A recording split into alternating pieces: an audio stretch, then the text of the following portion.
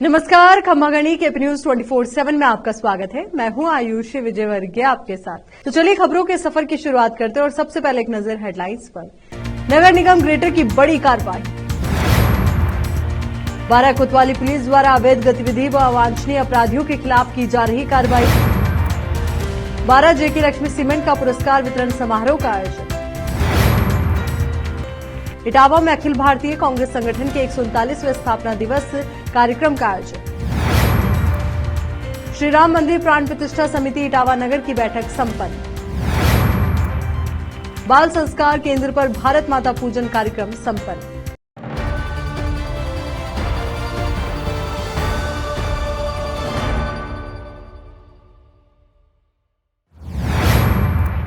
चलिए अब देखते हैं समाचार विस्तार से। नगर निगम ग्रेटर की बड़ी कार्रवाई। सतर्कता शाखा की टीम द्वारा सुखदेव गोगामेड़ी हत्याकांड में शामिल रोहित राठौड़ के झोटवाड़ा स्थित घर पर अवैध अतिक्रमण के विरुद्ध कार्रवाई। सरकारी भूमि पर अवैध अतिक्रमण के विरुद्ध ये कार्रवाई की गई। जयपुर से संवाददाता अकरम खान की रिपोर्ट। बारा कोतवाली पुलिस द्वारा अवैध गतिविधि अवांछनीय अपराधियों के खिलाफ की जा रही कार्रवाई के तहत गुरुवार को शहर के कोटा रोड ओवरब्रिज के नीचे व मेला ग्राउंड क्षेत्र में कार्रवाई करते हुए अवैध गतिविधि व अपराधियों के जमावड़े वाले स्थान अतिक्रमण कर लगाई गई गुमटी, छबीलों, खुले में लगी मांस की दुकानों पर कार्रवाई करते हुए जेसीबी से ध्वस्त किया गया। कोतवाली सीआई राजेश खटाना ने बताया कि पुलिस हेडक्वार्टर और एसपी साहब के निर्देश पर अवैध गतिविधियां व अवांछनीय अपराधियों के खिलाफ सघन अभियान चलाया हुआ है, जिसके तहत पिछले 2 दिन में करीब 60 लोगों को गिरफ्तार किया गया। इसी अभियान के तहत प्रमुख स्थानों, मार्गों पर अवैध तरीके से लगाई गुमटी, थड़ियों पर अवांछनीय लोगों का जमावड़ा रहता है, जहां मांस मदिरा का इल्लीगल तरीके से उपयोग करते हैं, जो अपराधों का अवैध गतिविधि का केंद्र बने हुए हैं।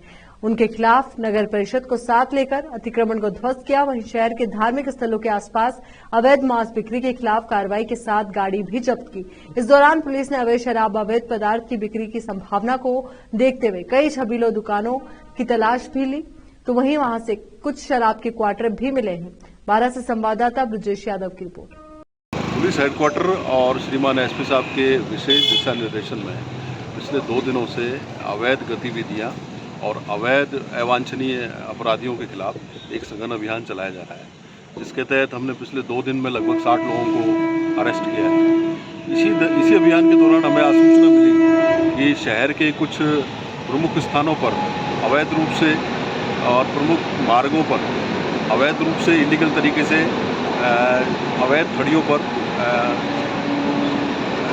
अवांछित लोगों का जमावड़ा रहता है, जो मांस मदिरा इलीगल तरीके से वहाँ उसका उपयोग करते हैं रात के अंदर, और एक तरह से अपराधों का एक शरणगाह बना हुआ है। इसी सूचना पर हमने आज एक कार्रवाई की है, और जहाँ जहाँ इस तरह के अतिक्रमण हैं, जहाँ जहाँ इस तरह बनेड़ा के लांबा ग्राम से होकर निकल रहे एसएच 39A की मुख्य सड़क मार्ग पर फैले कीचड़ के संदर्भ में ग्रामवासियों द्वारा प्रोजेक्ट डायरेक्टर सार्वजनिक निर्माण विभाग PPP खंड अजमेर को ज्ञापन सौंपा गया। ज्ञापन में बताया गया कि हुडा बनेड़ा राज्य राजमार्ग एसएच 39A का वर्तमान में किलोमीटर 0/0 से 53/0 का कार्य प्रगतिरत है। इस सड़क पर स्थित ग्राम लांबा में सड़क का रीअलाइनमेंट किया जाना प्रस्तावित होने के कारण ग्राम लांबा की वर्तमान सड़क लगभग 300 मीटर में ग्रामीण भाग में क्षतिग्रस्त होकर कीचड़ हो रहा है। निकलना खतरे से खाली नहीं है। आए दिन छोटे बड़े वाहन कीचड़ में फंस रहे हैं, जिसके कारण दुर्घटनाएं हो रही है और इससे ग्रामीणों में खासा रोष है। संवेदक द्वारा दूरभाष पर वार्ता करने पर उक्त भाग PWD बनेड़ा के अधीन बताकर सड़क निर्माण हेतु मना कर दिया गया, जिसके कारण ग्रामवासियों में भारी आक्रोश है। विभाग व सरकार द्वारा समस्या का जल्द समाधान करवाने की मांग की गई। यदि समस्याओं का समाधान जल्द नहीं होगा तो उग्र आंदोलन किया जाएगा। जिला शाहपुरा से संवाददाता भीरूलाल लक्ष्कार की रिपोर्ट। बारा में गुरुवार को कोटा रोड स्थित एक निजी रिजॉर्ट में जेके लक्ष्मी सीमेंट कंपनी का कामगार और ठेकेदारों को पुरस्कार वितरण का कार्यक्रम आयोजित किया। इस अवसर पर जिले भर के ठेकेदार और निर्माण कार्य से जुड़े कामगार मौजूद रहे। इस दौरान कंपनी के हाड़ौती क्लस्टर हेड विवेक गोयल ने बताया कि ठेकेदारों व कामगारों को जोड़े रखने के लिए हम इस प्रकार के कार्यक्रम आयोजित करते हैं और ये कार्यक्रम ठेकेदारों व कामगारों को पुरस्कार देने के लिए आयोजित किया गया है। ये लोग पूरे साल हमारी कंपनी का प्रचार करते हैं और इन्हीं के माध्यम से हमारे उत्पाद की बिक्री होती है। ऐसे में कंपनी भी इन लोगों की भावनाओं का ख्याल रखती है और वर्ष में 2-3 बार ऐसे कार्यक्रम आयोजित करती है और कंपनी की ओर से पूर्व घोषणा के अनुसार सभी ठेकेदारों और निर्माण श्रमिकों को उपहार दिए जाते हैं। बारा से संवाददाता ब्रजेश यादव की रिपोर्ट। आप इन लोगों करते हैं जेके लक्ष्मी सीमेंट परिवार एक काफ़ी बड़ी सीमेंट कंपनी है जिसके 2 प्लांट हैं, एक उदयपुर में है और एक ठेकेदार बंधु है। इनको बनाए हमारे साथ जुड़े रखने के लिए हम लोग इनको एक स्कीम हम लोग उनसे जोड़ रखा होता है, उसे विश्वास स्कीम बोलते हैं हम लोग। उस विश्वास स्कीम के जो सालाना ये जिस हिसाब से भी ये जुड़े हुए होते हैं, उनको सालाना इनका हमको गिफ्ट वितरित करने के लिए हम लोगों ने इस मीटिंग का आयोजन किया गया है। इसमें हम लोग ये रहते हैं कि साल में इस तरह के 2-1 प्रोग्राम हमारे इस तरह ठेकेदार भाइयों के रहें और हम इन ठेकेदार भाइयों से ज़्यादा हमारा ब्रांड की पब्लिसिटी भी करवाएं, हमारे ब्रांड की जो क्वालिटी है उसके लिए उनका विश्वास उन भाइयों के अंदर। लघु उद्योग भारती महिला इकाई कोटा की तीनों इकाइयों की संयुक्त बैठक पुरुषार्थ भवन कोटा में महिला इकाई अध्यक्ष शशि मित्तल की अध्यक्षता में आयोजित की गई। इस बैठक में सिडबी के सहयोग से होने वाले आगामी स्वयं सिद्धा फेयर जो कि 5 से 7 जनवरी को कोटा में आयोजित होने वाला है, उसके अभी तक हुए कार्यों की बैठक में समीक्षा की गई और आगे की कार्य योजना तैयार की गई। बैठक में लघु उद्योग भारती के राष्ट्रीय उपाध्यक्ष ताराचंद गोयल ने कहा कि स्वयं सिद्धा प्रकल्प लघु उद्योग भारती का एक ऐसा प्लेटफॉर्म है जहां महिलाओं को स्वरोजगार के लिए प्रेरित करके उनके द्वारा निर्मित वस्तुओं को बाजार उपलब्ध कराया जाता है। आत्मनिर्भर भारत की पहचान के लिए महिलाओं का उत्थान अति आवश्यक है। वर्तमान में महिला उद्यमियों को प्रोत्साहन देने और उद्योग लगाने के लिए सरकार द्वारा कई तरह की छूटों का प्रावधान दिया हुआ है। उन्होंने कहा कि इस तरह के आयोजन उत्पादन के प्रदर्शन के लिए बेहतरीन है। इस दौरान बैठक में प्रदेश कार्यकारिणी सदस्य गोविंद राम मित्तल, प्रांतीय अध्यक्ष पवन गोयल चित्तौड़, अंचल अध्यक्ष यशपाल भाटिया, राष्ट्रीय सह कोषाध्यक्ष महेश गुप्ता, वरिष्ठ सदस्य अचल पोद्दार, वरिष्ठ सदस्य मनोज राठी, वरिष्ठ सदस्य अंकुर गुप्ता, रानपुर इकाई अध्यक्ष मनोज अग्रवाल, एसएसआई अध्यक्ष अमित सिंघल, लघु उद्योग भारती अध्यक्ष जितेंद्र अग्रवाल सहित कई सदस्य उपस्थित थे। महिला इकाई सचिव चांदनी पोद्दार और कोषाध्यक्ष निहारिका गुप्ता ने बैठक का संचालन किया। अध्यक्ष शशि मित्तल ने बताया कि स्वयं सिद्धा फेयर आयोजन को लेकर तैयारियां जोरों पर चल रही है। इटावा से संवाददाता जितेंद्र कुमार नागर की रिपोर्ट। यहाँ रुक एक छोटे से ब्रेक के लिए, जल्द हाजिर होंगे। हिंदुस्तान के हर कोने में हम हैं मौजूद। 24 घंटे हालात पर गहरी नजर, खबरों से जुड़े चुपते सवालात और आपको दिखाता है धार्मिक, सामाजिक, राजनीतिक, लोकल और इंटरनेशनल न्यूज की सबसे बेहतर कवरेज जो आपको रखती है हर पल बाखबर। देश और दुनिया भर की खबर के लिए देखते रहें केपी न्यूज 24/7।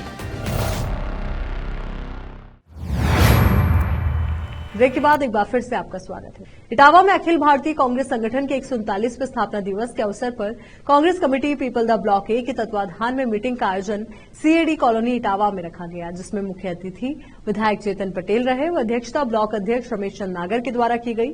मीटिंग में सभी वक्ताओं ने अपने अपने विचार रखे और कांग्रेस पार्टी की स्थापना पर चर्चा हुई। इस अवसर पर विधायक चेतन पटेल ने कार्यकर्ताओं को संबोधित करते हुए कहा कि पीपलदा विधानसभा से कांग्रेस पार्टी की जीत अकेले चेतन पटेल की जीत नहीं है, ये प्रत्येक कार्यकर्ता की जीत है, जिसने विधानसभा चुनाव में अपना अमूल्य समय निकालकर मेहनत से कांग्रेस पार्टी को विजय बनाने में अपने महत्वपूर्ण भूमिका निभाई।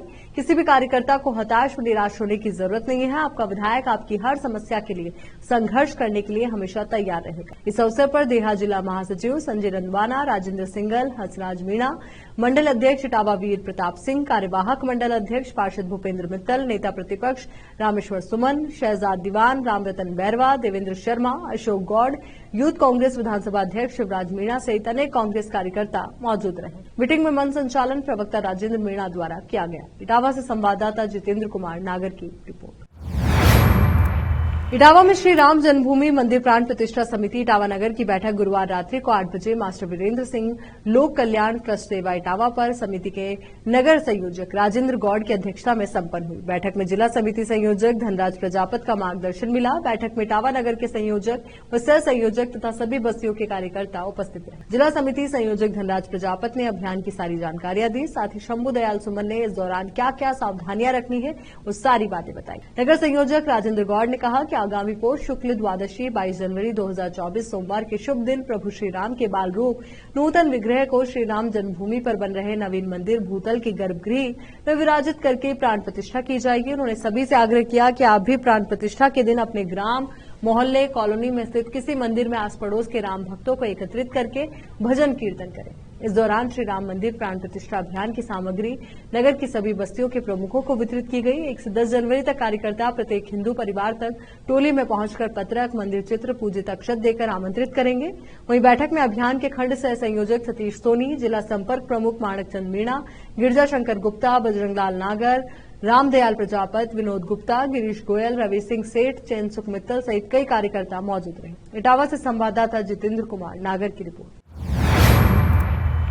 इटावा में सेवा भारती जिला कोटा के सुल्तानपुर कस्बे के कालबेलिया बस्ती में संचालित बाल संस्कार केंद्र पर भारत माता पूजन कार्यक्रम संपन्न हुआ।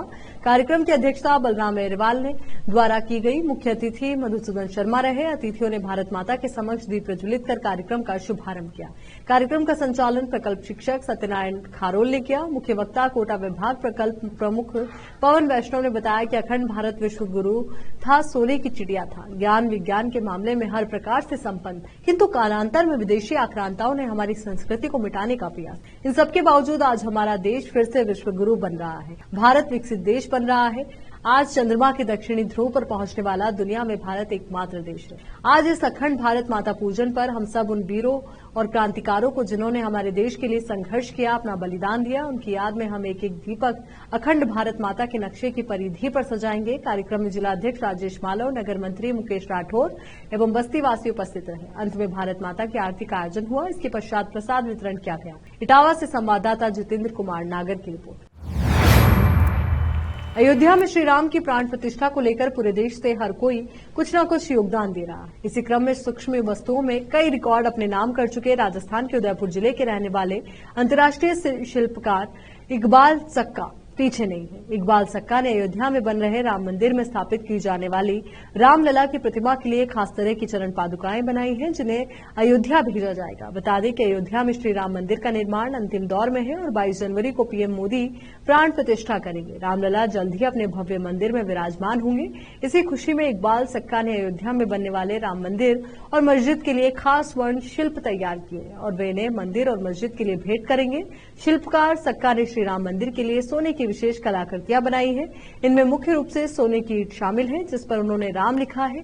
इतना ही नहीं, शिल्पकार सक्का ने अयोध्या में बन रही मस्जिद के लिए भी सोने की ईंट, वजू के लिए जग और कुरान शरीफ तैयार की। इसे बनाने में करीब 200 ml ग्राम सोने का इस्तेमाल किया गया है। सक्का ने बताया कि उन्होंने दोनों कलाकृतियों के लिए प्रधानमंत्री नरेंद्र मोदी, राम मंदिर और बाबरी मस्जिद ट्रस्ट को पत्र लिखकर इन कलाकृतियों को मंदिर और मस्जिद में सुशोभित करने की मांग की है। स्वीकृति मिलने के बाद इन सूक्ष्म कलाकृतियों को वहां के लिए भेंट कर देंगे। देश में वाहन चालकों पर जो कानून बनाया गया है, उसका शाहपुरा में विरोध प्रदर्शन किया।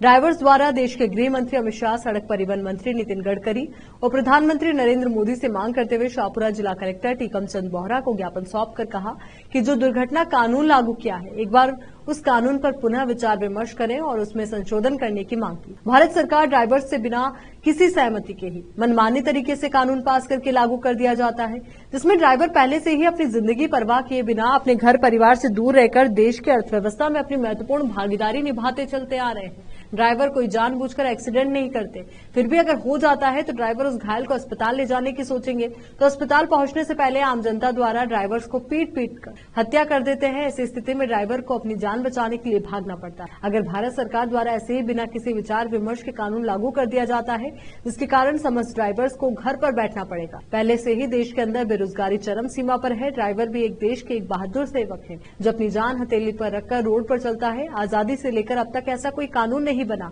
जो ड्राइवर्स के हित में हो। जिस भी पार्टी की सरकार बनती है वो अपनी मनमानी करती है, जिसके चलते ड्राइवर्स का जीना मुश्किल हो गया है। ज्ञापन में बताया गया कि ड्राइवर्स के लिए ऐसा कानून बनाकर हम सभी को सुरक्षा दी जाए। अगर 1 जनवरी 2024 से पहले कानून को वापस नहीं लिया गया तो धरना प्रदर्शन व रोड पर जाम लगाएंगे, जिसकी समस्त जिम्मेदारी भारत सरकार की होगी।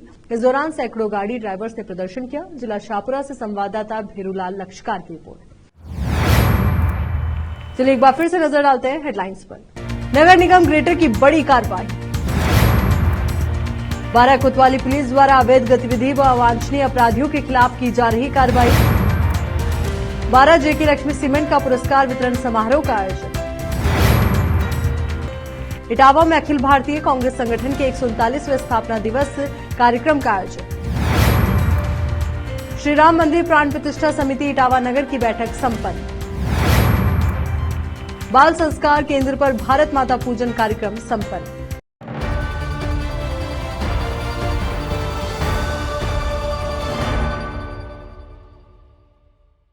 केपी न्यूज के राजस्थान बुलेटिन में फिलहाल के लिए इतना ही। देश और दुनिया से जुड़ी तमाम ताजा खबरों के लिए आप बने रहिए केपी न्यूज 24/7 के साथ। धन्यवाद।